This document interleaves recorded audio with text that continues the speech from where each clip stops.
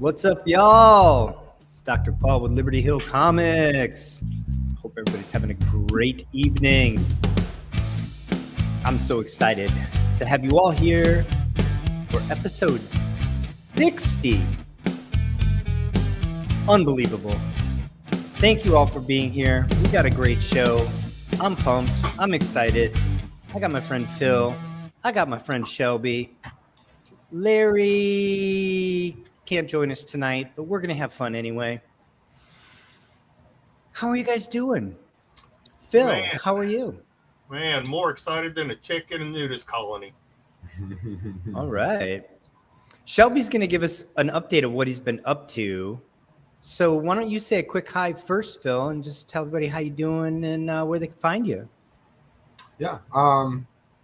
Hey, as mostly always, co-hosting here with Dr. Paul, coming to you from New York City, here in the Brooklyn, Queens border.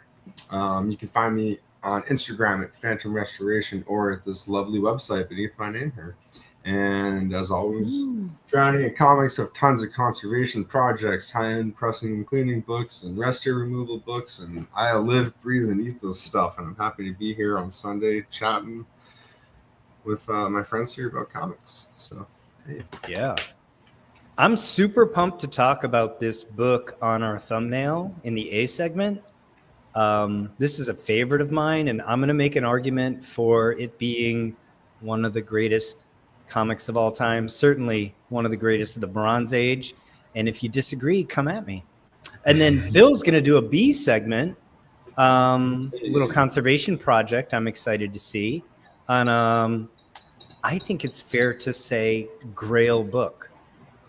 I think it's a legit, I think people throw that around, but it's a legit Grail book.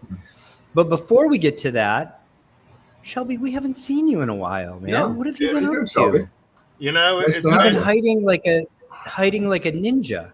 it's been a little while, the rumors of me being abducted by aliens was completely true. But they finally let me out. That checks out. Yeah.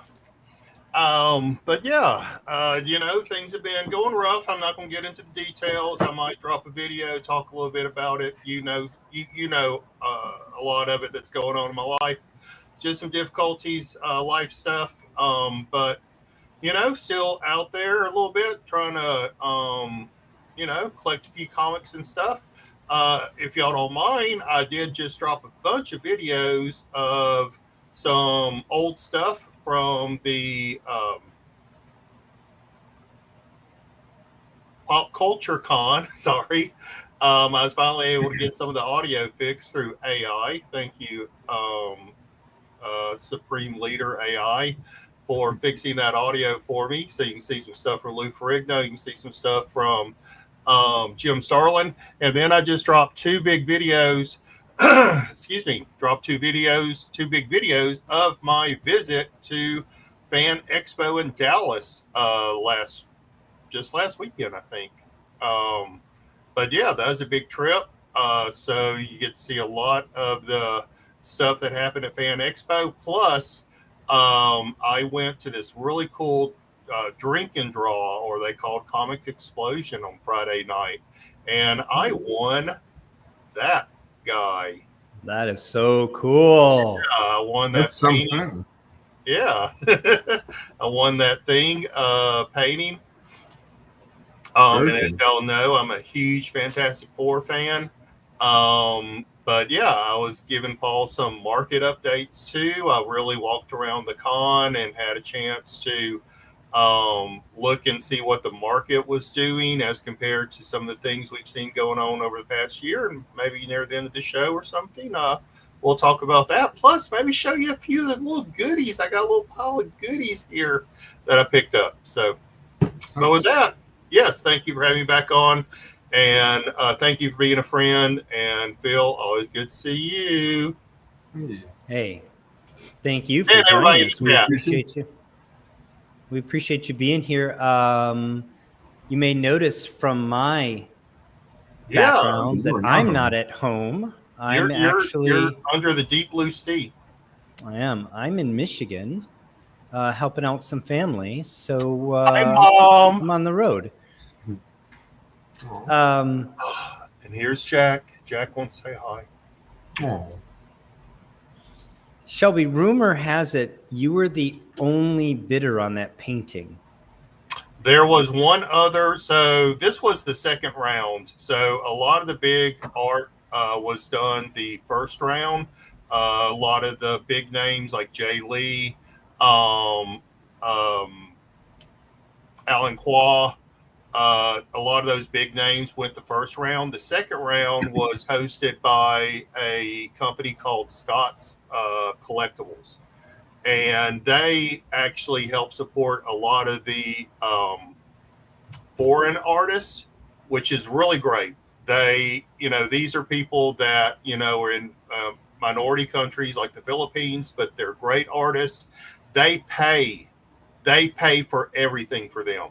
They bring them over to the United States. They do a little tour of several cons to be able to get out there to the public and show their artwork. And they support a lot of variant covers that they do. So it's really great of what Scott's Collectibles does.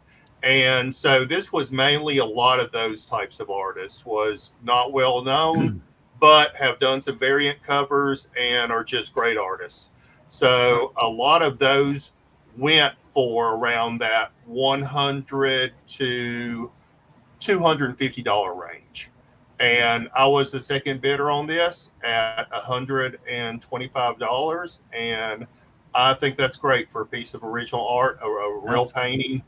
I couldn't be happier. The guy, David, that did it, David Massacina,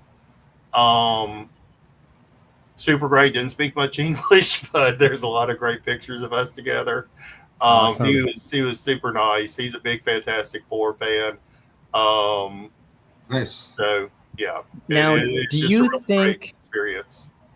Do you think you got such a good price on it because the painting is so grim? I'm not sure there's a lot of Fantastic Four fans. You can look at the video and see what other ones were in that round. But hey, Mr. Collector, Ben Stewart, a couple of people from my Chan, glad to see y'all.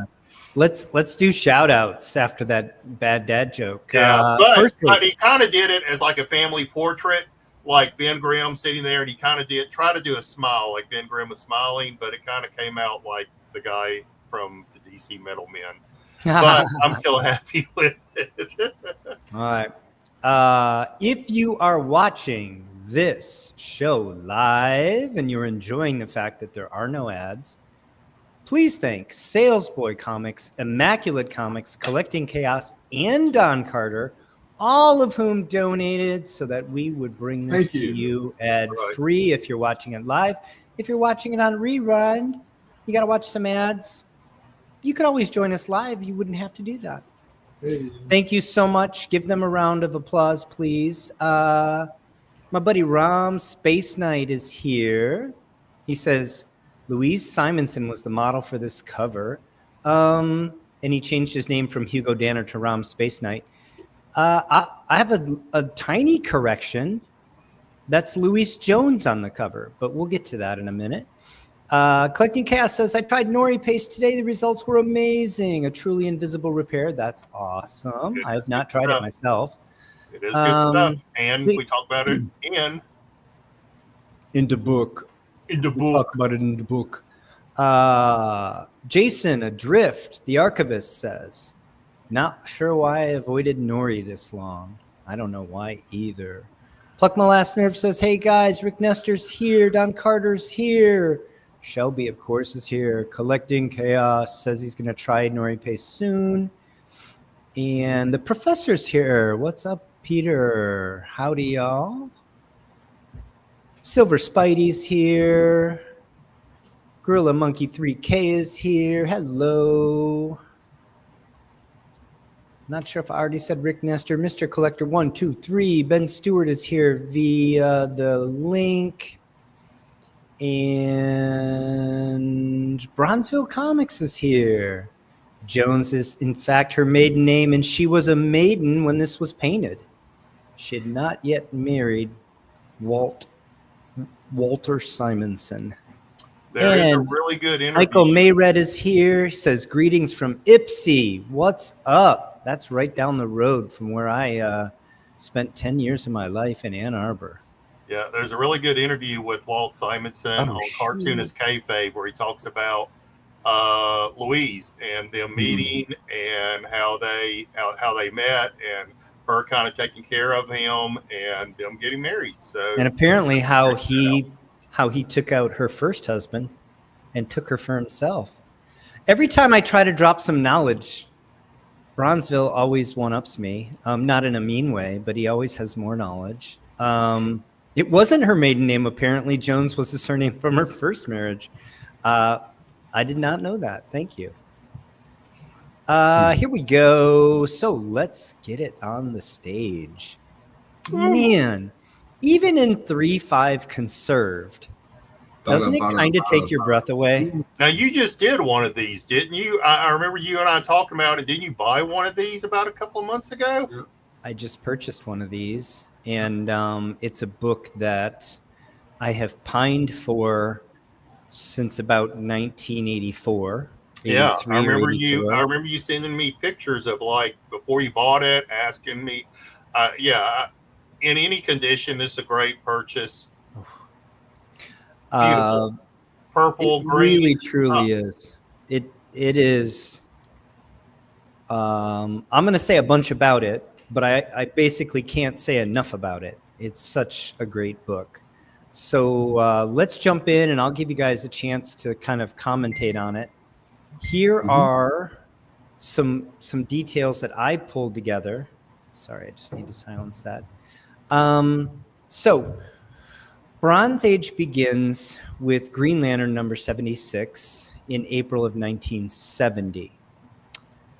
So this book is, and it doesn't start all at once, right? It's not like all books just switch over to the Bronze Age that month, right? Yeah. It's gradual.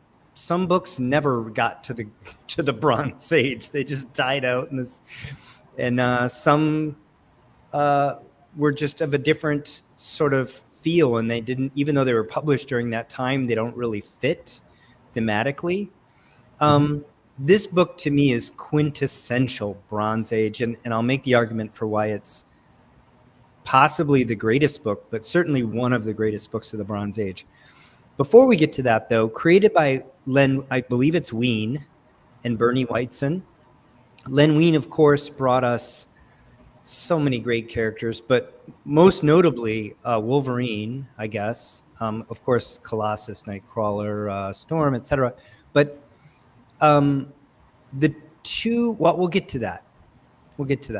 Bernie Wrightson, a genius. He is an artist. He's somebody who many of the artists from the 80s and 90s said he was their main inspiration. Truly brilliant, especially in Gothic horror. Can't say enough. I've owned two things. Bernie Wrightson's no longer with us.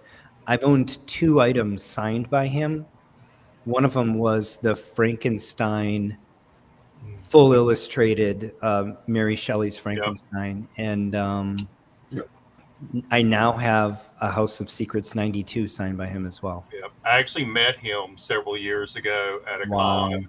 Super nice guy, and I got my Frankenstein Mary Shelley prints signed by him. But super down to earth guy. He just was really, really nice.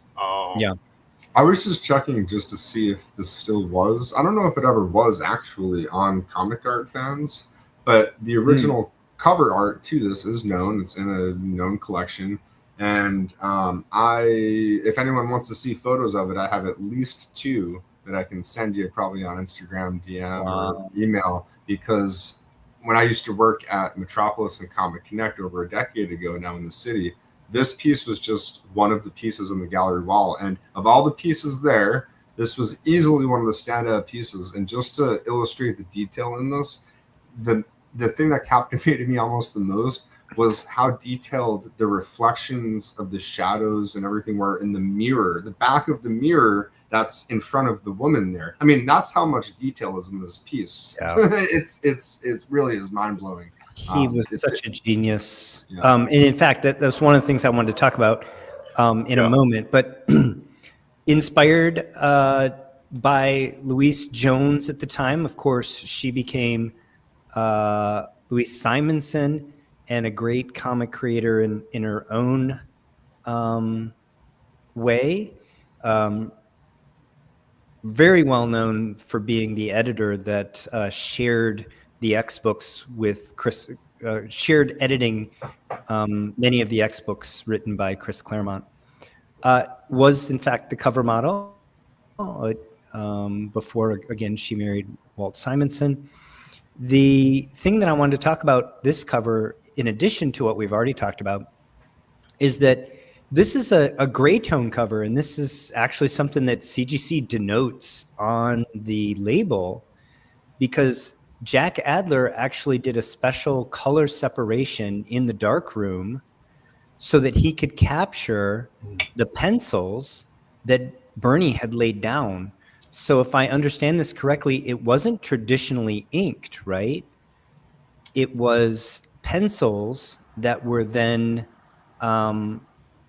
finished in the dark room and then colored by Jack Adler. And all of that is credit to Jack Adler, who, again, so many pieces came together to make this one of the just such a stunning book, and one of the most important that I'll ever own, I think, and that certainly, again, of the Bronze Age. Again, we'll talk about that a little bit more. The character, so this issue, the Swamp Thing story, is actually set in the early 20th century, not contemporaneous with the early 1970s when it was published. I don't believe the exact years given, but you can see just from the stuff on, it's actually Linda, I believe, the character for whom Louise Jones modeled. Is the character's name is Linda. That's Alex Olson's wife. You can see just by the brush and the other things on the dresser, this is set not in contemporaneous time, not in 1970. So this is not the exact same Swamp Thing that we get in Swamp Thing #1 about a year later. This sort of is explained later by Alan Moore as, kind of the Swamp Thing is something that can kind of possess people through different eras, similar to Ghost Rider or, some of the other kind of spirit type things that we have in DC and Marvel Universe. Speaking of, Man-Thing predates Swamp Thing by about 3 months. They're kind of the same character. Many people don't realize that Man-Thing was first. He was published first in a magazine in black and white, but again predates, I think, by about 3 months, the Swamp Thing. I think it's such a tragic tale. It covers love, it covers loss, it covers betrayal and revenge. It's a classic. The story itself, the art is, as we've already discussed, phenomenal. The cover, amazing. It's also fairly low census. We'll get to that in a little bit. I'm just going to say I think it's possibly the greatest Bronze Age comic. I have one in mind. I have two other books that I think could compete with it. But before I get to that, I'll open that up to comments. But the only book published in the Bronze Age, the only standard book published in the Bronze Age, more valuable than this one, is Hulk 181. So Len Wein wrote the two most valuable books published in the Bronze Age. If you look at 35-cent variants, the Star Wars one and the Iron Fist 14 sneak in there, but I don't really count those variants. So for regularly published books, Hulk 181 is most valuable, and House of Secrets 92 is second most valuable in the Bronze Age. All right, that's what I said. That's what I had to say. Come at me. Tell me why I'm wrong. Tell me what book is better than this, or what else should be considered. What do y'all think? Why do I have guest hosts? I should just do a solo show. I'm giving Phil a chance. I always feel like I overtalk Phil, so I'm giving Phil a chance to go first. I was trying to do the same thing. I mean, okay, I'll say I think that, I mean, undeniable. Wolverine, aside from Spider-Man and Batman, is like the most popular character. So this, I don't think you could say this is the greatest Bronze Age comic, but it's the second greatest easily. You know. Yeah. I think that it's kind of crazy that a book like this can kind of compete with something like Hulk 181 when you really think about it. That's the more incredible thing, I think, especially since you're looking at a cover that's, while we know pre-code horror is so popular and the horror genre itself is popular, you know, superheroes usually trump everything. So for this to be able to compete, that's unbelievable, and it just kind of stands testament to the quality of it. You know, I can understand how some people that aren't from the era may see this and not totally get the cover, but I am also telling you too, if you see the original art to this, you'll be like, okay, I need to kind of maybe reevaluate how I'm looking at this, because it's a masterpiece. It really is. Like, Wrightson was a genius. Look at the Frankenstein plates that make up what Dr. Paul mentioned from the Mary Shelley adaptation, and those are regarded in the comic art community as like grails to have in your collection, because each one of those are each one is a work of art in and of itself. So yeah, I think you just have a perfect mix of a lot of things, and several people are mentioning that, is that early 70s, Comics Code has relaxed a lot, and they're bringing out these horror and fantasy type of books. You know, is this the greatest one? I'm not a big DC guy, but I do appreciate it. I think it's a great line in the sand, so to speak, as the beginning of the Bronze Age. So I respect it for that. I respect the artwork so much. The artwork is just amazing. I love, someone mentioned that earlier, I love these DC gray tone covers they did. The detail, you almost have to kind of look at it to see exactly what you're seeing, right? She's in front of a mirror, he's behind her, but the camera, so to speak, is like right at the edge of the mirror, and you see the edge of the mirror of like the detail of the snake coming down and the claw and ball foot that's actually holding the mirror on top of the dresser. You see the mortar and pedestal and the little perfume bottles, and you know, the hairbrush, and it's like you're peeking. You know, you're secretly looking at something that you shouldn't be looking at. Yeah. And, you know, then over her shoulder, which she sees through the reflection in the mirror that you don't get to see because you're kind of behind the mirror. I mean, it is, wow. What? And the color palette? The color palette, the purples and the greens. I kind of mentioned that earlier. I love these DCs where they did the weird bat symbol up at the top left, but the purple and the greens just my god, just pop and make this something special. Can I say a side note? This is one of the few times that a moon is actually seemingly proportionate to the rest of the image. I'm not a great I love comics, and I love how they can kind of suspend the proportions for things, but there's one thing that kind of is a pet peeve, is an otherwise great drawing where there's just a huge moon, and I'm just like, this looks ridiculous. That looks it's telephoto compression, my friend. Yeah. Hey. Yeah. All right. I'm going to do responses to some of these. You're a DC guy, so I know you just... I'm not a DC guy. I like the DC Golden Age books, but in the Bronze and certainly in Copper Age, I I read almost nothing but Marvels, actually. Okay, so Jason's on Conan #1, which is cool. And it definitely is a different, a fantasy genre book. I don't think it changed comic books personally. So for me, it's not really even in the conversation, although I feel you. And I do love the book. I love Ron, what he did with it. And I love the art of super early Barry Windsor Smith, but when he was still called Barry Smith. Love it. But it's not in the same category in terms of changing what comic books were.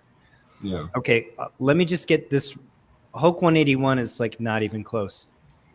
Hulk 181 is a standard superhero comic book. It did not change comics at all. It was not even changing with the times. Later, Wolverine became kind of an anti-hero, and that's a thing. But at the time, Hulk 181, this was just somebody the Hulk encountered. It could have just as easily been Wendigo. It's not special other than that later there were remarkable stories told with that character, including by Len Wein and most notably Chris Claremont. So again, for me, it's not even close. Throw Giant Size X-Men 1 in for the same reasons. It's just a standard. It stretches boundaries a little bit, but it's more or less a standard superhero comic at the time. For anybody that said ASM 29, I just have one thing to say: GTFO. It's not even close. Again, it's a terrible character. Other than it having a cool cover, try to read that book and not fall asleep or laugh at how ridiculous it is. It's not important until much later when they do cool stuff with the Punisher. So not even in the same ballpark. I think the first one I saw, I'm assuming you mean Rocket Raccoon, Ben? Yeah. I don't know who Rocket Racer is. Sounds like Rocket Racer is somebody, but say like it should be. First appearance of Rocket Raccoon, if that is in fact what you're talking about, is another pretty much garbage book. I read it off the rack, and it's just corny. It's Dr. Paul's throwing shade. Oh, it's corny. Okay, but the Professor is on point here. One of the two other books that I think competes for the top spot in Bronze Age as most significant stories ever told, ASM 121. I mean, come on. Sure. That wasn't happening before then, right? That's why I like The Walking Dead. And it didn't happen much. again after that. This is a legitimate contender, and I think I have no arguments with it. Again, Michael, we already talked about this. Get out of here. Come on. I don't want to say we're straying too far. Jim's on 121 as well, and why, and so is Ben. And again, I agree with him. Yeah, I think that seems to be a popular. The other book that I don't see anybody mentioning, I think this is also important. Cerberus one, Sure. I would agree. I don't think it's really something that kicked off the Bronze Age, but it's certainly a significant book, and it happened in that period. I think I kind of mentioned it briefly, but Mike's on point here. The Green Lantern Green Arrow run. I think Green Lantern 76 is widely regarded as the first book of the Bronze Age, and it is the book that was out there. That was published April 1970. It's the book that was out there changing the genre, changing what people did with comics. And so I think those are the three books that are serious contenders for the best book of the Bronze Age. No shade to the first Marvel Spotlight 5. I think that's actually a very good book. Mm-hmm. Yep. But it's a little bit later, and I don't think it's as groundbreaking. I'm not really on Batman 251 in terms of I think it was following at that point. Yes, it shifts Batman's sort of, perspective and the way that writers approach him. But again, it's following, it's not leading, right? It's after Green Lantern 76 and after these other things happened, after this book, etc. So I'm just not there. Sales Boy, thank you for the super chat. We appreciate you. Stay moist, my friend. Stay moist. He did mean Rocket Racer. Thank you, Ben. Cross your enemies to see them driven before you and to hear the lamentation of the women. That is what's important in life. And I think I caught up. All right. Well, I do appreciate the sidebar. I think it was fun. Again, continue to come at me. I'm a big boy. We don't have to agree. I will say this. Man-Thing was first, but the first one is not always the greatest, right? Obviously, the Mustang is the first pony car, but clearly Camaros are superior. So, House of Secrets, 92, first appearance of the Swamp Thing. Not Alec Holland, but that other Swamp Thing. Median grade, 6.5. 3,400 in Universal. Only 183 signatures, and not likely to be any more because, of course, the two main creators have passed away. I will say now with JSA, they do put, if you get a signed book verified, JSA, it does drop in this signature in the population census, correct? Can anybody confirm that? I was just wondering that.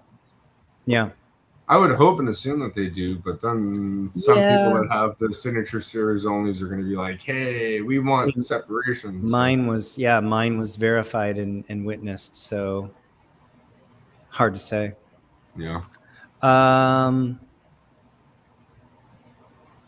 Yeah, like I said, much smaller census. So this is why this competes with Hulk 181 in terms of value in the marketplace, fair market value. Because what has it got, like 1/5 or thereabouts of the census population of Hulk 181, right? Yeah. So, even if you have 1/5 of the demand, you're still going to have a similar price point just because your supply is so low. Ben Stewart says, guys, great and educational conversation. Please, more like this. Yeah. I will try to do more like this. I had fun with this one. I've been trying to do a little bit more of these sidebars. They do take a lot more time to prep.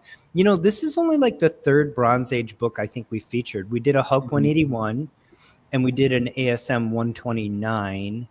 Yeah. If we did another one, I don't remember it. Remind me if we did, but the census for Hulk 181 is 18,998.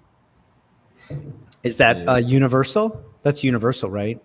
No, that's everything. Universal is 15,000. Okay, so call this 4 going into 18. Yeah, about 1/5 the number of copies, right? That's what I thought, just from memory. Yeah, because 3 goes into 15 5 times. Yeah. All right, so this is math.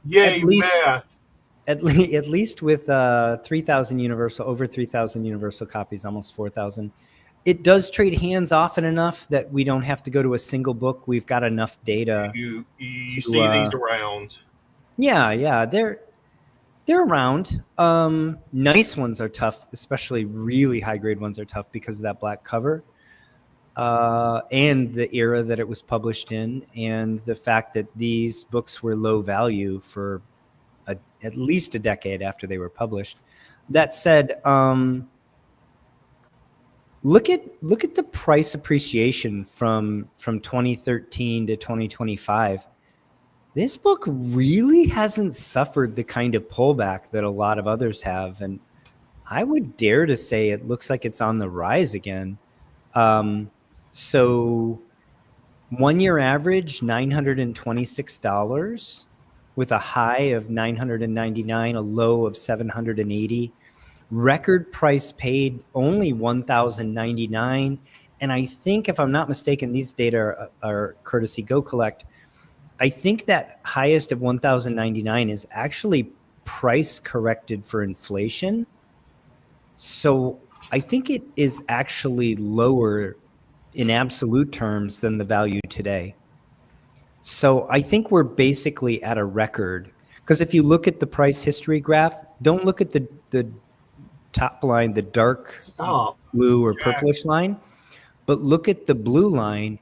That blue line is actual price paid absolute. Yeah. And it basically, we're at peak price for this book right now.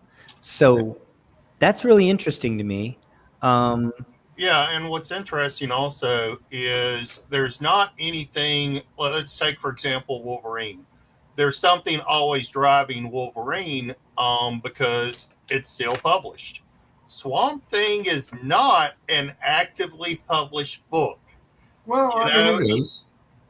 On and off, though. It hasn't been consistent. on and off, not consistent like Wolverine is in every X-Men book.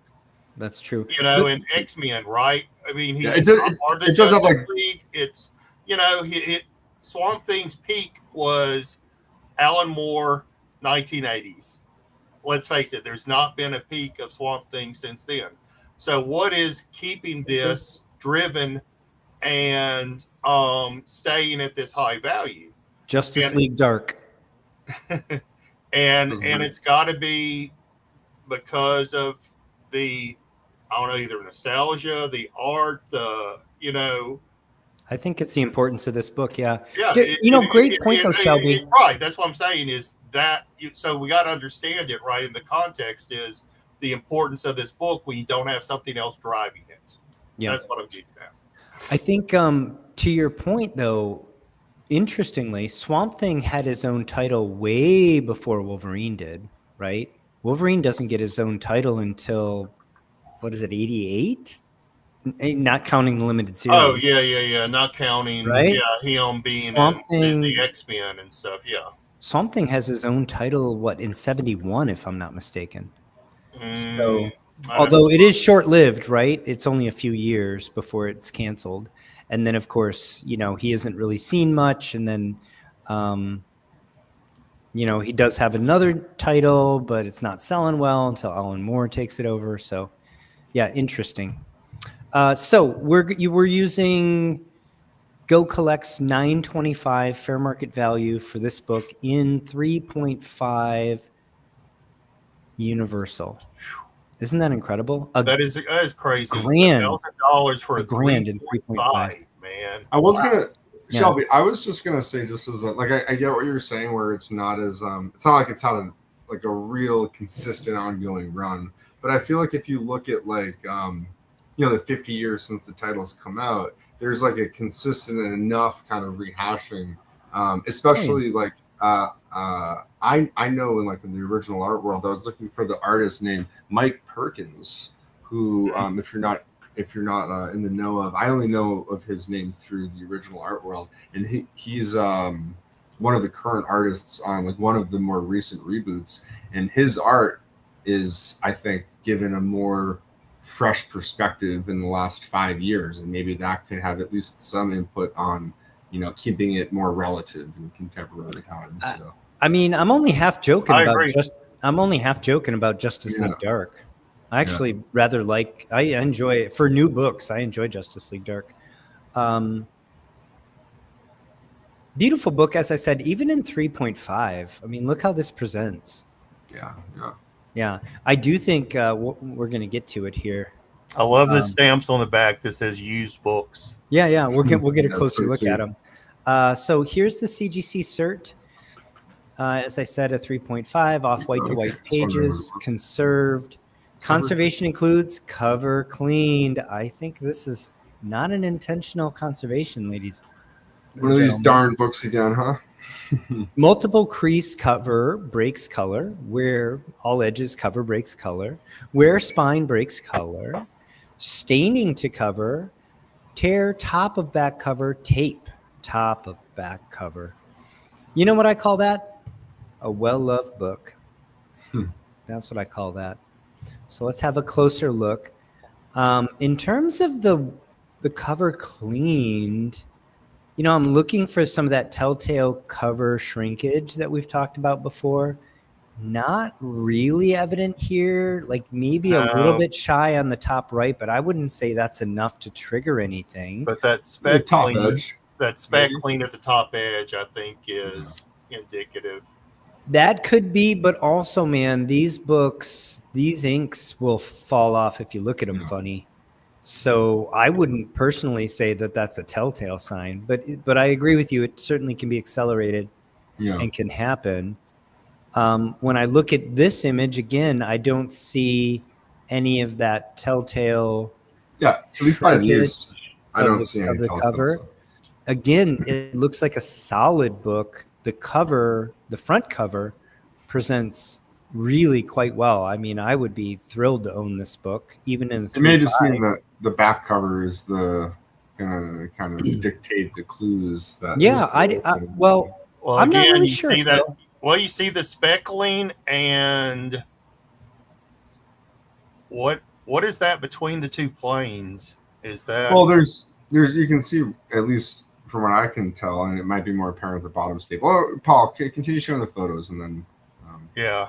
I think that could be maybe it. Maybe there's some rust to the staples or some evidence Yeah, of and rust migration. So we have these.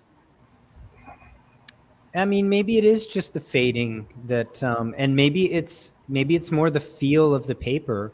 I mean, Yeah. definitely all these inks are sort of faded out a bit, right? Not just Mhm. faded, but faded in a blotchy kind of way, right? Yeah, Shelby, There's you're definitely definitely some onto ink that loss.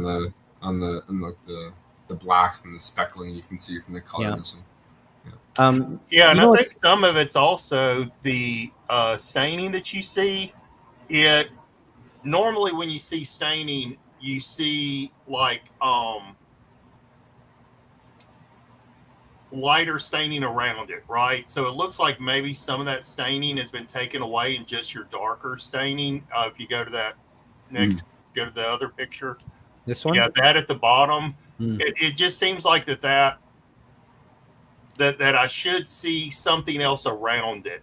Well, you know what else it could be? It could be that the interior pages are stained and there aren't corresponding Correct. matching stains Correct. here on the Correct. We cover. don't have this in our hands. We don't Yeah. see the inside cover. Can you go One back thing, to the graders notes? I was just curious again what they said. Yeah, like staining to cover there. I mean, that could be the telltale. Yeah, for me, it wasn't. It's not clear what the tell is. There's nothing that stands right out at me as definitively this is why this was cover cleaned. It's not as obvious as it may be sometimes. I guess Yeah. maybe aside Well- from the spotting colors that you can see in areas, but It even that, you're right. That's not necessarily an indicator. of No, it. it could have just been a water damaged book, right? Yeah, I mean, this correct. book has been well loved, clearly. One Correct. thing I think is interesting is we have these used book stamps all over the back. CGC doesn't even mention them, right? I So love it. don't get bent out of shape about different stamps on your books. I love really. stamps. They're just kind of part of the provenance. They really it. don't affect grade much. That's right. And we got a whole especially- section about that in our book. Yeah. Hey, Pluck My Last Nerve. Thank you appreciate so you. much for the super sticker. Thank you. Next episode's on Sales Boy, and you plucked my last nerve. All right. So we don't really know I mean, why. Yeah, don't see any this obvious does look like tells. to me like a hop with peroxide that has some whitening, and it stuck a bit to the cover that caused that speckling. Because I mean, I've had that happen with me. That's why I don't use that process very often. Can I just say one thing, just for the sake of the nuance of the cleaning? Mhm. I would say that generally speaking, if a cover's clean, the book's disassembled. The only odd thing to me here, yeah, exactly. See, maybe you know exactly what I'm about to say here, is that if this whole cover was disassembled and cleaned as it was open, I would expect to see more of that spotting all over the front cover, not just the back cover, which to me would think that maybe this book was in a stack and the wetness isn't necessarily cleaning. It could actually have just got water damage. Water I damage. say 100%. 100%. I say this because CGC is always very good, and I've had books reviewed like this, but I have actually had books marked as cover cleaned that were in previous Universal slabs with water damage. So it really was just a mistake by the graders the second time around to say, oh, this looks like it has evidence of cleaning. Upon a reevaluation at completely CGC's expense, they reviewed the book and said, we were completely wrong, and they gave it a Universal label. So it's at least possible that this could be the case here. Not necessarily the case. No, Paul had that happen recently. Yeah, I had some books that were very high grade but had water damage, and CGC looked at them and assumed that they were cleaned, but I had the provenance back to the original owner and could show that they were water damaged, not cleaned. And I had, one of the things I did was I took pictures from, before they were cleaned and pressed or anything, right? And that documentation was able to get CGC to reconsider and to label the books correctly as just water damage, not conserved. So, smart call to do that. Yeah. So how about guesses? Let's get in Mike's comment here. Copper Age was the gritty age when many characters are killed off. Electra, Bullseye, a whole town in ROM 49. Torpedo, Gene DeWolf, Craven the Hunter. I would say absolutely no argument. I would also say it builds upon the Bronze Age, right? That's where all that stuff, all the foundation for all that was set. Now, I think fairly, the foundation from the Bronze Age was built in the silver, and the foundation for the Silver Age was built in the gold. So, guesses. What do we? So I'll remind everybody. Universal is 925. 925 in Universal. So this book sold in the last 10 days. Oh, we got some high guesses for already. A fixed price. We got some over FMV. I think we got some shillers for House of Secret 92. That's I think we got some people looking to sell their copies, and they're like, I think this is worth just, 9.8 price. That's what this is. Exactly. I'm a little suspicious of you guys, just saying. G. Skavorak, welcome to the show. Always thinks the store stamps or kids' names of the book are interesting. I agree. Well, I love it. Sometimes the kids' names are annoying, but stamps are cool. All right, we got Rick Nestor at 14 Honey. We got the Professor Peter Alachi at 700. Pluck My Last Nerve at 1250. People really think that this is worth more than Universal?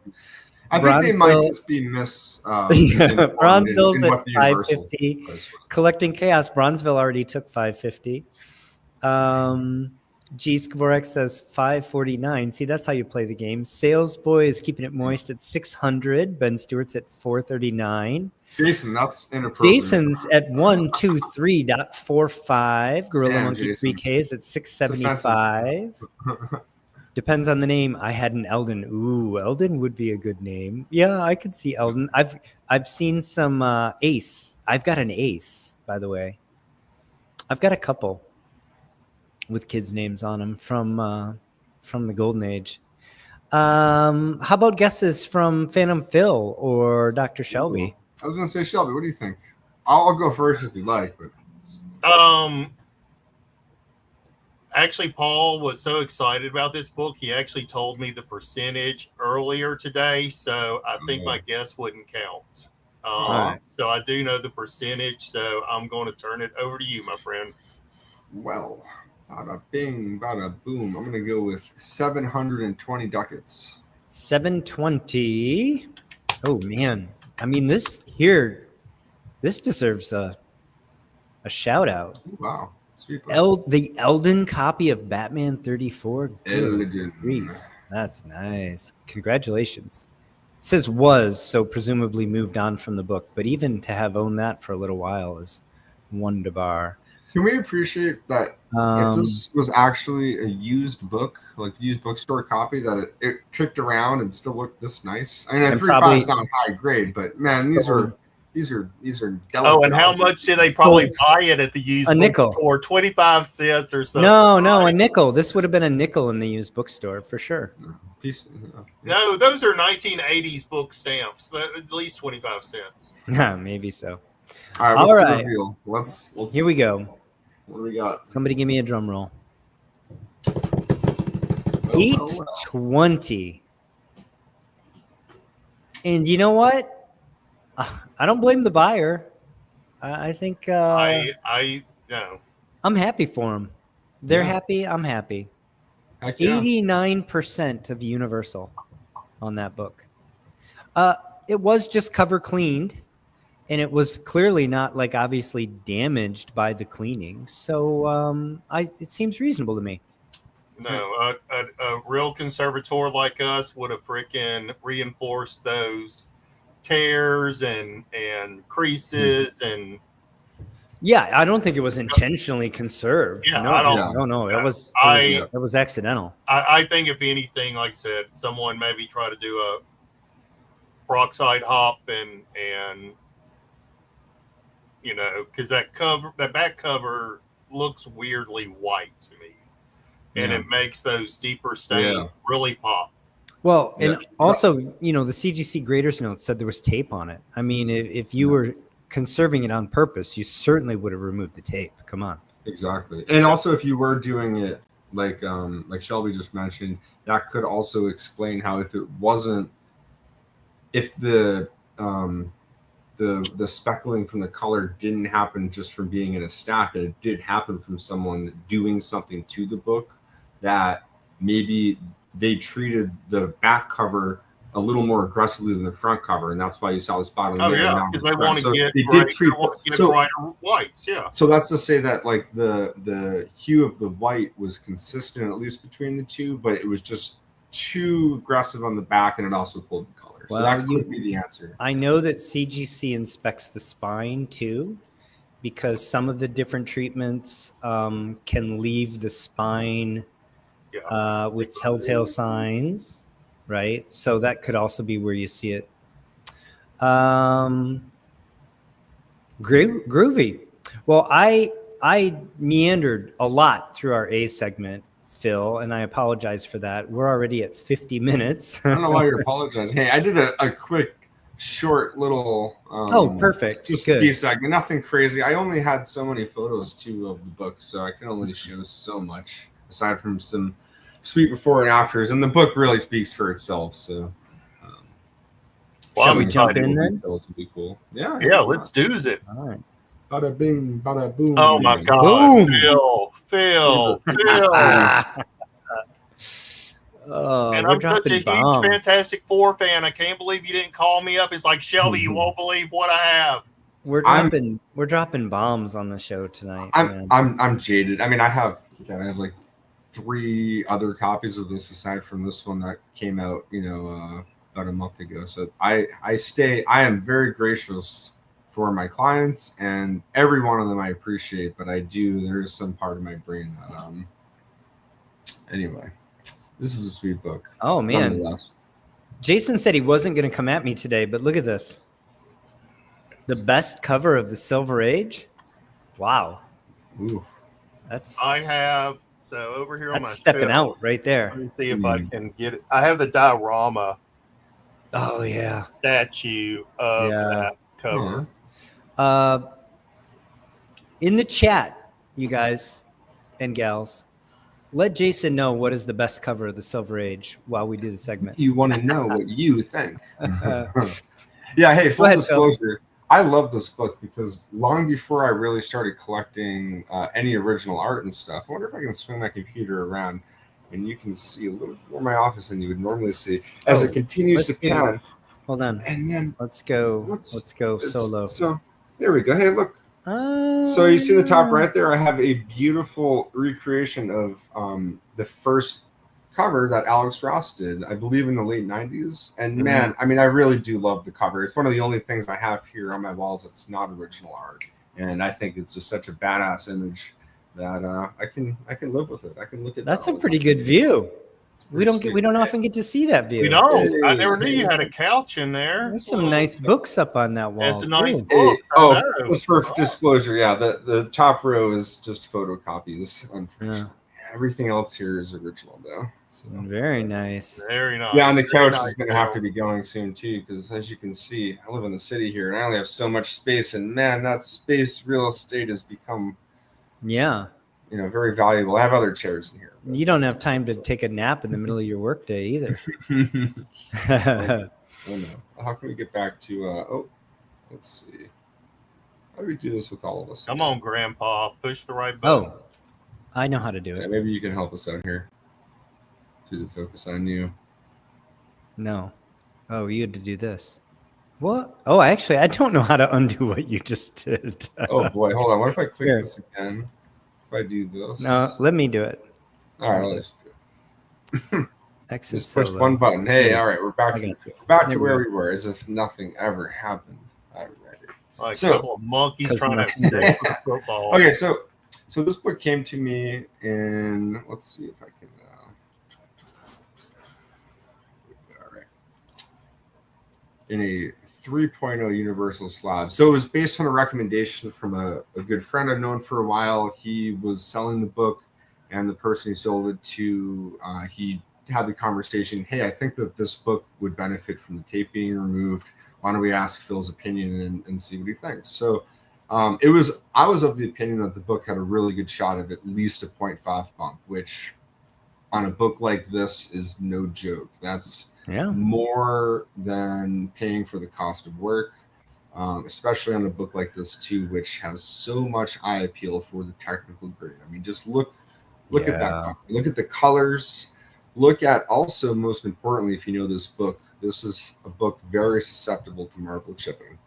Very susceptible. Oh, yeah. As you'll see here, there really isn't any. So something that's those little things that once you see enough copies of this book, you start to pick up on, and really you can appreciate how special a copy like this is, Yeah, despite having the issues that it has. with the lack of marble chipping and obvious stuff in your pictures, what do you think kept it down at a 3.0? The tape?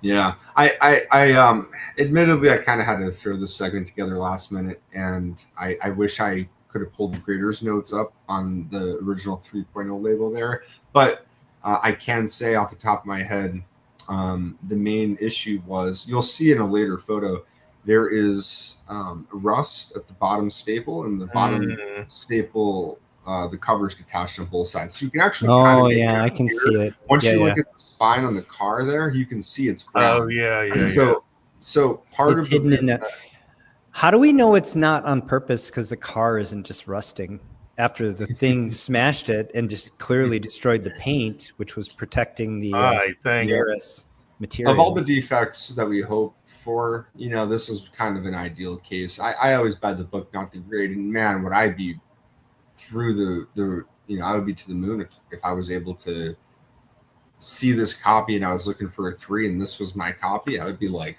oh, I couldn't click the buy it now button fast enough. Oh yeah, I agree. It's beautiful. So part of that too, when I cracked this out, was I kind of had to assess, hey, was this cover totally detached or was the tape put on as a preventative? Obviously, at least in the case of the bottom staple, it was popped. The rust had eaten through the cover paper. There wasn't anything left to hold on to, so that tape was in fact holding it on. But at the top staple, there was a vertical tear to the right of the staple, but the paper was all there. So I'm not 100% sure, but I'm pretty sure the cover was still attached when this person put the tape on. But regardless, knowing going into this that paper was there, I was confident as long as I could remove the tape safely, I could reattach the cover at least at the top staple, which is what you want to do in a case like this if you can do it. Sure. So hop into, this is kind of a weird thing. I almost was going to pull another picture I had of another FF1 I worked on after this to show a copy of this book in the solvent bath to loosen the tape. But in this case, I just have a different picture, which you wouldn't normally see. And it's something you don't usually get to see. And I usually don't show because there's not a lot of glory in this. And I've mentioned this before, but so much of my time dry cleaning books is not the cool front cover image. It's all the other pages of the inside back cover that show just ads like this that, to me, I think deserve some of the attention to at least dry clean. So if you look at the before and after left and right photos, it's just all that little bits of dirt in between all the text. that Sure. is You over can time. see like where radio and television, you can see Yeah. all that dirt right there. Then it's Oh, gone yeah. in the other image. Yeah, it's great. All around bright future. It isn't perfect. It's one of those things that's so easy to overdo, and then before you know it, you're accidentally removing ink, and clearly that's means you're doing too much. So always kind of less is more. You're never going to make it perfect, but at least you can reduce some of the obvious areas and make it look a little bit more presentable. Even though, again, this isn't an area that's going to be seen. This is the inside back cover, but it deserves just as much attention as the other areas do. So. Absolutely. Oh my God, Jack. Now Oh, yeah. here's a before and after. Or you know what? Actually, this isn't. These are both a before and afters. after. These are both after, and just a little bit of a zoom in too. So this is to show how delicate this spine and really that top staple was. So just to be totally clear here, this is one of those areas where I pride myself because I've handled enough of these books. I know you can do it, but the paper is only so forgiving, and the more you handle it, the less. So you got to handle it as less.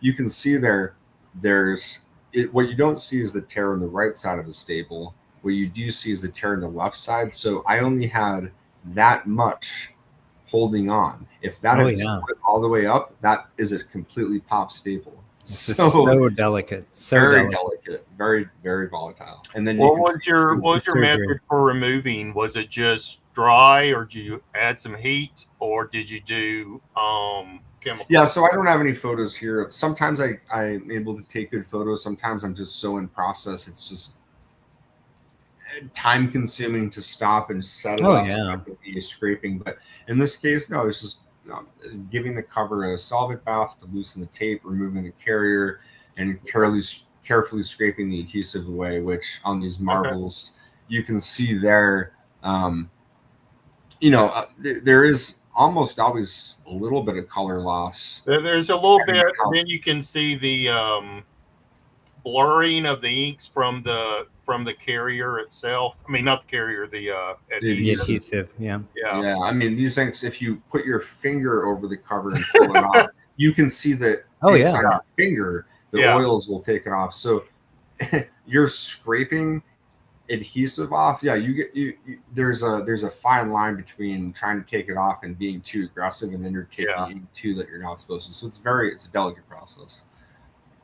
I was very happy with how this came out. No, it's all things considered. And this is one of those, again, I don't have a lot of photos of the exact process, but this is at least some before and after you can see. So the solvent bath did to some degree kind of brighten up the whites a little bit too, and remove a little bit of that oxidized lignin and excuse me, Dr. Paul, what's the exact? It's the cellulose, the hemicellulose. Yeah. In terms of the brightening up? In terms of what the solvent's removing from the it's actually it's mostly removing. Yeah, it's mostly removing byproducts of the hydrolysis and oxidation of cellulose, hemicellulose, and lignin. Cellulose, hemicellulose. There it is. Yeah. But it's mostly removing soluble byproducts. So it's not actually removing lignin, hemicellulose, or cellulose, chains. Oh, I see what you're saying. It's removing like acetic acid and other byproducts that come off the chain as a result of either oxidation or hydrolysis. And it really, it's more noticeable. You can see in just the white areas, but even just if you kind of squint and you see on the left that whole like rock area beneath the creature, and you compare that to the right, it is bright. Like you start to notice how subtly brighter it is all over. Oh yeah, right around the concrete and stuff. Yeah. It's definitely everyone has their own mix. Yeah, some people like to do a mix of besting and other stuff. I have my own mix that I find is very effective, which is basically just besting for the most part. There are certain things that are trade secrets. This is something that so many people have done. It's been done for so long. It kind of is no secret. The real test to do it is to do it. So you can know how to do this, but to do this like this takes a lot of practice and knowing paper. So I understand how you could be shaking doing this, and I try to just not think about it as I do it, and I treat every book like it's a million. I just treat every book with respect, like I should. But I mean, you're dealing with what's a 3.0 FF worth now? that's kind of 30,000. cheap book. Oh no, not that much. Not that much. Yeah, I wonder if someone in the chat wants to look up on GPA exactly. I can look it up. Is one of my only. I'll look I it know up. some books off the top of my head, but some I'm like I handle them. And I I was remember all the guessing. I mean, values. I just throwing out a number. Yeah. So that's that. This one. is the facsimile edition, right? No, Just because kidding. it has the It's 10 a- I know it's 1150. Okay, I was And, gonna say about 12. I was gonna say about 12 grand, something like that. Yeah. Yeah, 12 is not far off. 3.5 is at least 12.5, but then 4.0 goes to 17 in terms Yeah. of what Go collecting. I would easily drop 10 if I had it on this is wow. Yeah. So one thing too, just to be clear, I think I do have the photos of my hand holding up and showing the spine at an angle before, but that spine split you see there in the second photo, that is why that tape is. That's put. what the tape was doing. Yeah. There's really three main pieces there at the staples and then over that spine split. So it wasn't over the entire spine split. That paper's actually just curled up, but still split in the before photo that you don't get to see because you're just seeing it straight on. But, this is the back cover, and this is almost always the secondary effect of the cleaning from the solvent bath is usually more apparent in the back cover because it's has less color and it's more white, so you can see here. And this is what the whole book experienced. Yeah. In terms of that cleaning. So, Beautiful. dramatic. Beautiful. Thank you guys. And then this is just the after to show before and after here. I had another. I couldn't find. I know I had some photo in Incident Light to show some of the creasing too, but this is just the before with the tape there and before an Incident Light there after. Sure. Well, not showing anything crazy, but on the right it is showing that it's removed some of the superficial creasing and stuff. Yeah, and again, I mean, y'all aren't kidding. When do you see a 3.0 that presents this nicely? I know exactly. With no presented tipping, no major tears. I mean, except for the spine split. No big creases. I mean, look. I mean, compared to that 3.0 House of Secrets we just saw, that had all of those creases and stuff. Through that cover, none of that is here. I mean, oh my God. Yeah. That House of Secrets, by the way, was a 3.5. Hey, so I like where you're going with this, and so I have to admit now where I'm going with this, and that is, let's go. This is the last slide. Oh my God! Unfortunately, for the stay tuned to next week, but this book's actually currently at CGC. I was expecting it to be graded already, but I will seemingly almost certainly find out what it is within the next couple of days, and I'm very excited because cliffhanger. You dropped a cliffhanger. Sorry, I know I usually show the reveal of what the grade is. This book is one of those ones done a little more recently where I'm going to find out. Collecting Chaos. Thank you so much. Says, does the value even matter when doing conservation? Every book should be treated the same. And I wish I could adhere to that. KK is going to be sponsoring next episode where hopefully we'll get the answer to this cliffhanger. I know. Where are their costumes? I know the answer. I'm just goofing. So I did have some. You can see. So here on that photo on the left, you can see.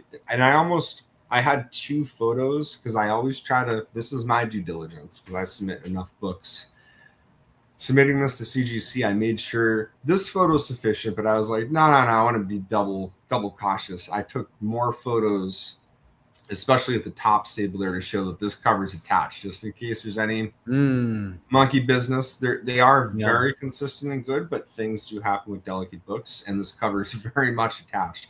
But you can see in the bottom there, along the spine edge of the interior, that rust migration. That so you rust, can see there what you don't see just through the front cover. So that And is obviously that But paper that staple is still there, right? I mean, it hadn't rusted away. Yeah, it just correct. It just was there wasn't any paper left. So even if I were to be ballsy enough to try to disassemble that staple with rust on it, I would be risking one. Not that I couldn't replace it with another rusty staple if something happened, but I don't want to risk breaking the prongs, trying to get another one in there that looks for correct, sure. and then For sure. it's futile because you're not Yeah. attaching with I mean, anything. There's no paper. There is no chipping, no edge Yeah. wear. I mean, And- this thing is incredible. Look at how good it looks from the back and board. I mean, I like to know, take those it's photos beautiful, sometimes Bill. because I'm just so I won't always do it, but when Oh, I yeah. put it in the bag and board, if it looks that sweet, I'm like, God damn, look at that. Look at that book. You know, Yes. Paul. It is nice. Yeah, Paul and I wasn't really talking about it, but it was something I was editing in the book this past week about tape, and that CGC doesn't count off for tape. But I mean, obviously CGC is they're counting off for tape here because it's used to reinforce areas, and that's what threw it down to a 3.0 is what we're thinking, right? I mean, Well, it's not true to say they don't count off for tape, right? So tape is a defect. And in like a high grade book, like if you have a 9.8 and you take it out of the slab and you put a piece of tape on it, resub it, I mean, it's an 8, right? Yeah, yeah. I think it gets a partially free pass. It gets a free pass in that it's universal, and it really shouldn't be. It should be a purple label, frankly. But B, what happens often if it does get a free pass, it's because there's enough other defects that the book is already low grade enough that the tape is not dragging it deeper. Yeah. Right. right. Exactly. That said, this book, Shelby, falls in this category that you like to talk about, which is blue label conserved, right? Yeah. And I think somebody asked, and I apologize, I don't see it now. Somebody asked the question: is this a good? Is Ben Stewart? Ben Stewart says, "Got to ask, would this be a conservation candidate?" So this is what we've been calling blue label conserved. I think when you remove the tape, that's conservation. Yeah. But we don't expect this to be in a conserved label. We expect this to come back in universal. Correct. And this is something, by the way, we discussed at length with Matt Nelson. He carefully read our book and gave us suggestions on edits and made sure it accurately reflected CGC's position in this instance. And that is to say, many of these conservation practices can be executed on a book and it still be blue label and not be considered conserved via the conserved label. That's just semantics, though, right? Like, again, you conserved the book by removing tape. That's just a fact. That's bread and butter conservation. It's the fact that CGC's CGC definition. doesn't consider it conserved is because they're trying to make sure there's full disclosure for the next buyer as to what happened with this book. They don't deem that tape removal as something that needs disclosure because they don't deem it to be detrimental. In fact, they recognize that it's a positive thing that the book be preserved. So, right. Yeah. If he was to have done spine seals with, Tengujo or something, yes, it would obviously jump into a conserved category, but since tape kind of gets that free pass, right. Remove. Yeah, I've had people. I mean, not. Thankfully, I don't have like trolls coming at me, commenting on my stuff all the time. No, really, it's just not a place that I experience anything like that. Yeah. But I have had, in the time I've been doing this, 1 or 2 instances where people do, kind of make a comment about, hey, like, you're an idiot for posting this. This is like against you broke the rules and you're posting it. You're an idiot. And it's weird for me because I, I'm not like, I know, I don't know a lot about a lot of things, but one thing I do know about is the rules that CGC has, because it's my job to know, because there's a lot of money on the line, and it's my duty an obligation to all my clients to not mislead them in any way. So I need to be very confident in all that stuff. So if you buy the Graders book that you're mentioning, that Matt Nelson delved out, he discusses in length how tape removal, if done correctly, is universal label work. Absolutely. So it's not a secret. It's not not unjust. It just is one of the nuances of our hobby. Phil, it is a fact that the people that are loudest on the boards and on the Instagram and etc. are the people that know the least. Yeah. I always find that the comments on my YouTube channel, and I get very few negative ones, but they always come from the most ignorant people.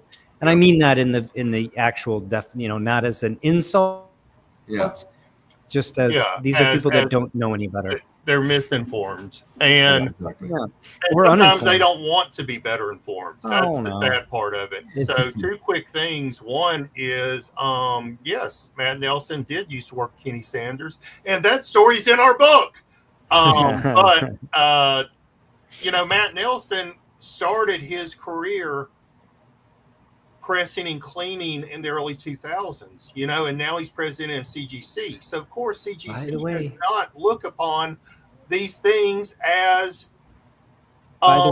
necessarily negative. When the president, and he used to get, Matt told us the stories about how he used to get, a lot of flack from people for doing that. For the first 10 years of cleaning and pressing. And there are still some people that believe that it's abhorrent, that it's restoration. Again, you can believe that, but then when you start projecting it onto others or projecting it onto CGC or other places, you're just, again, you're not even arguing from a place of being informed or in good faith. Yep. So Phil, I have actually we got all of the questions about what is the greatest cover of the Silver Age and some other comments I want to get to. Phil, before we go off this deck, when do you expect a result here? Oh, I mean, as soon as tomorrow. Ooh, all right. Pretty sweet. And we're going to it looks absolutely beautiful, and we're going to stay tuned on that. Good luck with what that. grade was this before too? I know I should know. 3.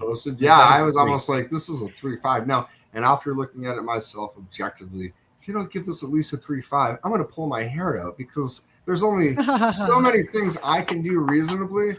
And I just want to say this wasn't intentional, but I think I may have unintentionally waited to show this because if you watch this show, many of my more recent segments, I feel personally that the grade has been a little bit less than what the crowd we had somebody comment seems to think that it is. And I'm not saying that we're all right, but I'm just saying that was a trend I noticed. So by not showing it this week, maybe I have some good Here we news go. I don't see on my Instagram. I'd like to go back through. Let's talk about. Let's get this comment that somebody highlighted. Yeah, I wanted to highlight this just to put this one thing about this is brand new tape does not get removed in the same way that old tape does. So it might be better to go through the quarter bins to find old tape. One of my hobbies used to be metal detecting, and like you can bury a dime in the dirt and then try to find it. But the sound that it makes is not the same as a dime that's been in the earth for 100 years. No, new dimes and coins have zinc. Makes sense. No, but I'm saying like even if you take a 1901 dime and you bury it a foot down, because the oxidation, the other things that happen. Go to a con and dig through boxes. Yeah. Last year I accidentally bought a book that had tape on it. Not thinking it had tape. You can purposely do it. They are not hard to find. Yeah. All right. So let's start with Silver Age, best book of all time. The professor says FF48. Honestly, although that's a great cover, I prefer 49 to 48. So it's not even. To me, it's not even with the hands. And it's not that. So I'm not with you, Professor, but thanks for playing. Collected Chaos says Hulk 1. That's a pretty good one. I don't know if it is Hulk if one it is the best, but so it's a great. it's a very good one. And I saw a couple of copies of that. Oh, nice. Jeff Fenderson says, sorry to interrupt. I wanted to thank Dr. Paul for his recommendation on pressing X-Men 101 in a 9.4. And then he says, it came back a 9.8. Whoa! Awesome. Good for you. Kudos. Nice. Kudos to CGC, your presser, and you. I did not realize this, but good on you, Phil. Hey, well, I try to keep them the low key, but I guess it's okay now. Phil's in a relationship. He's committed. Stop it. I All right. was gonna say I'm taking tape submissions next week, but no. Anyway. All right. Well, All right. Scott Tice says not this one, and Gorilla Monkey 3K dittos that. People want to know what you bench. Bronzeville says X-Men 58. It's a cool It's a very cool cover. It's so kind of late in the Silver Age. It's Silver Age though. Yep. Nick Fury 6 or X-Men 50. Scott's clearly a Steranko fan. Those are both great covers. What about And ASM I 50? like the Nick Fury 6, but it's not the no. I mean, there's actually earlier Nick Fury covers I think are better than 6. I think ASM 50 is a great one, Phil. I agree with you. I mean, That's it's one. also revolutionary too. But AF 15, Yeah. I gotta say, AF 15 is strong, very strong. I don't care for ASM 1. I always thought it was a corny cover, but weird. I agree with you on AF 15, Ben. All right. That's a very good one. Do we have any other greatest of the Silver Age? 4, but that's that. Oh, Silver Surfer 4 is phenomenal. I agree with and you I want to there. know what you bench, and I'm going to share a little bit about for 5 minutes. So I went to the Fan Expo. Yeah. Paul and I talked about this, and I went around to a lot of booths and stuff. Definitely Golden Age is on the rise. Yeah. And there was not as much Golden Age there as that I have seen in past years. And I asked some of the dealers about it. They said, yeah, Golden Age is up. We can't keep it. It sells quickly. Most grades. And I know that in years past, I've seen top rows lined with Golden Age books, and that was not the case. They just couldn't keep the inventory in, huh? Yeah, Yarley was there, and even he had a pretty thin inventory. You mean Harley Yee? Yeah, he was there. But the great news for some of us, though, Silver Age and Bronze Age was down. And there was a lot of that. And I'll show off just a few of the books that I picked up. I've been wanting this cover for a long time. Oh, yeah. You told me about this. Let me give you solo love. This thing's like a 7.0. It's in amazing condition. Picked it up for only, it says 120 on it, which is a crazy deal as it is. But I ended up getting it for like $90. Nice. Cool. Silver Age. Maybe the greatest cover of the Silver Age. Maybe one of the greatest covers of the Silver Age. I love picking up my promo books. Y'all can go check out my channel, and I have a whole episode of me just showing my promo books. So I bought this for only $15, and it's like a crazy high grade. Like there is nothing wrong with this book. Great Kirby cover. It's a later Kid Colt, but nothing wrong with this book. Very nice. Oh wow! Now, what's interesting about these is photo covers. Yeah, it is a Miller and Sons reprint. So it's actually paper cover. I think it's black and white interior. Newsprint cover. Yeah. And This was only by Fawcett. Fawcett had a agreement with this company, Miller and Sons, and they did reprints of their books, and they put them out in Canada and London. And actually, if you read it here, it says Miller and Sons Limited, London. So Oh wow, that these is are cool. considered foreign editions. So be on the lookout for that diamond on Fawcett books. Very cool. Just something fun. Oh yeah. Oh wow. This Nice. was only available. This is another promo. This was only available with the model kit. Is that the same? Is that art used? No, it's not Yes, the it's same on the art back- that's used it's on the back ad. Cover, yes. Is It's on the back it? Cover, yes. It looks like the same artist, but I'm not clear. Yeah. I'm not sure if it's the exact same Yeah. image. So it says free, but Wow. Nice. the Nokia reprints was done in the 50s. Wow. So, all right. So here's some of the better ones. One I'll show. Where'd I put it? So I found this one in a discount bin, Oh yeah. but I bought it for only $50 because the cover is completely detached. That's Oh, all that's wrong cool. with it. Oh, perfect. So Conservation candidate. perfect conservation candidate. The cover detached. I was like, that's fine. See, it says there at the top, cover detached. That's why they mark it at 2.5, but there is nothing wrong with this book. A little bit of bending at the bottom, but reattach the cover. Great conservation candidate. You've got over $100 book.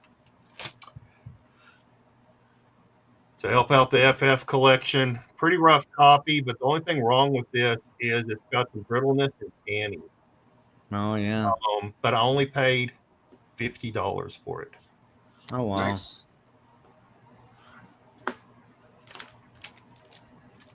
One of the few Golden Age I found. Nice. These are kind of hard to find because Black Cat. This is Oh, when they yeah. switched. It's a Black Cat Western, Yeah. so it's a really difficult to find these. Oh yeah. Black Cat Western books. Oh, that's great, man. Yeah. And then the last one I picked up was Nice. Fantastic Four number 22.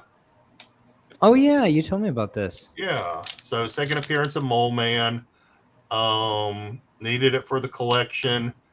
Yeah, just Is this oh the first thing with actual rocks instead of just being lumpy on the cover? I'm not sure. Let me see on that number 15.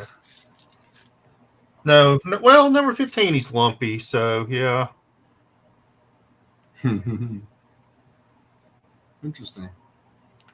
But yeah, like I saw this mainly on eBay around $300. I got it for $240. Wow. So I think that's Nice. a great deal. So Very again, solid, what I'm yeah. getting at is Silver Age is down. The Silver Age books are down. And then A lot of them do seem to original have kind first appearance of Scarecrow that they had to change his name because DC had a character called Scarecrow. Yeah. But yeah, that's it. So a few things, like I said, and all of this I picked up for less than, $600. Yeah, nice I pickup, man. mean, That's fun. Silver Age, great Silver Age keys, some high grade stuff here and there. Those deals are out there right now. So hit those cons. I feel like the dealers were very fair on a lot of things. And this con was not well attended as compared to previous years. So I think that if you have a little bit of extra money to go out there and such, I don't know what Heroes Con, that's the next big one that's coming up. We'll see. Yeah. I'm planning to be there, so hopefully it'll be fun. That is a local con for Chris Trump, and I'm hoping to see him while I'm there. We got 2 votes for Avengers number 4. Not a favorite of mine, but certainly a very popular book. We got one vote Great book. for Conan the Barbarian 7. I will say that I really do love that X-Men 50 that was mentioned earlier. A The huge favorite of mine. Neil Adams X-Men's are great. Yeah. I don't think this will be popular, but Journey into Mystery 112 is like the most powerful Kirby cover. Yeah, it's classic. Where Thor and the Hulk are just wrestling over the hammer, I believe. Yeah. And they're so just powerful, right? There's a couple of other really great Journey into Mystery. The first Executioner and Enchantress, and I'm blanking on the number for that one. That's another favorite of mine. Yeah, well, those are my opinions. But I really do like FF1. I think that's definitely in the running. I like AF15 as well. What about the first Ramita? What about the first Ramita Green Goblin cover? 39. Yeah, 39. I love that. It's classic. Yeah, it's a classic for sure. Classic reveal where like the superhero's identity gets revealed to the, it's I mean, like that'd be it was one of those, though, right? it was one of those stories that's remained a classic. And No, that's still solidly Silver Age. Yeah. Okay. Yeah. Well, let's close that up. Why don't we take guesses on what Dr. Paul benches, and we'll say our goodbyes, and then I'll reveal, and we'll see who guessed closest. So play the game smartly, people. I had a lot of fun tonight, guys. It's nice to see you on camera again, Shelby. It's good off the couch a little bit, Some great pickups. I got a lot of things going on. I am going to try and get some conservation stuff, videos out now that I'm putting out a few videos. But please, y'all go and support me. Watch those videos of the con. I think you'll really enjoy that Comic Explosion drink and draw, where you actually get to see Jay Lee sit there and draw this amazing artwork. And Alan Qua and a lot of other Moy, I can't think of his first name. So yeah, please go check that out. Support me. Drop a thumbs up if you haven't subscribed. Please go subscribe. And like I said, I will try to get some conservation content out soon. Awesome. On that note, I was going to say real quick, it's the end of the video and we haven't said it yet, but if you've watched this and enjoyed it and you haven't yet, give it a thumbs up. We really appreciate it because there are quite a few people watching, and sometimes there's like 20 thumbs up, and we're like, dang, only 20 people like this video. That's a bummer. We hope more of you like it. So we really do appreciate that. It helps the algorithm and gets it out to a wider audience. Absolutely. Really appreciate everybody being here, whether you're viewing us live or you're watching us on Rewind. I want to thank again Salesboy Comics, Immaculate Comics, Collecting Chaos, and Don Carter for bringing this to you ad-free. I also want to thank our super chatters tonight, Salesboy Comics, Keeping It Moist, You Pluck My Last Nerve, and Collecting Chaos. And those of you that are guessing that I'm benching over 400, Dr. Paul is 53 years old. So come on, people. So I don't max out every year anymore because I am in my 50s. I maxed out year before last, and I did 320 for a pause single. So it's still incredible. No joke. There it is. That's what I'm capable of at this point in life. Your muscles have muscles. Yeah. And if you go to HeroCon, we can hit the gym. Hopefully I'll see you there. Yeah, that's going to be it for us for tonight, folks. Thanks again, Phil, Shelby, for joining me. Appreciate you putting together the B segment, Phil. Hey. Thanks, everybody, for joining us. Until next time, take care of one another. Bye.